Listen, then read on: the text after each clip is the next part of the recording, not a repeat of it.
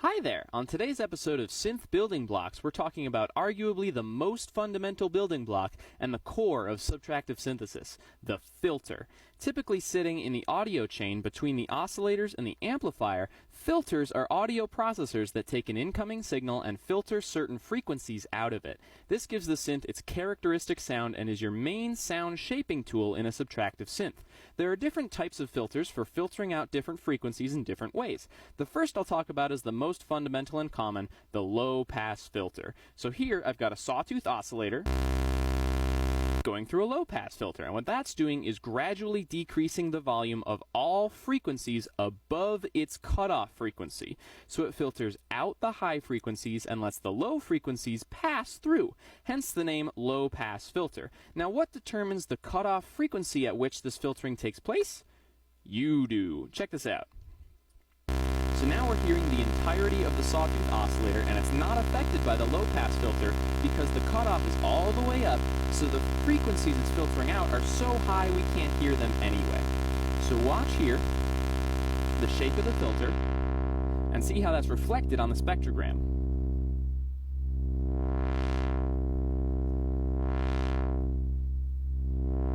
As I roll it down, I begin to cut the high frequencies away, and it sounds much darker, more mellow, whatever you want to call it. We've all heard this sound before. But if we want to emphasize that filter motion even more, we can introduce feedback into the filter circuit with a resonance control. This creates a resonant peak at the cutoff frequency. Watch. As I turn that up, you see the peak, and you can see it in the spectrogram as well. You hear how it changes the sound? Squelchier, more vocal. Anyway, filters are subtractive because normally they only subtract amplitude from a frequency range, but when you turn up the resonance, the filter is actually boosting volume at the cutoff frequency. And certain filters, if you turn up the resonance all the way up, it self-oscillates and makes a tone all its own at the cutoff, regardless of whether there's an oscillator or not. Haha, so I lied when I said the oscillators are the only source of sound, but this is just one of the many other ways. So what about other types of filters? A high-pass filter is kind of the opposite. It cuts out low frequencies below the cutoff and lets the high frequencies pass through. We've all heard this too before to build up anticipation in an electronic track. Check this out.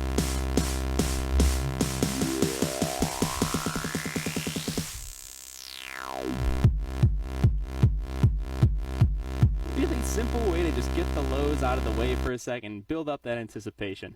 Thank you guys so much for watching. Tune in next week for more synth building blocks.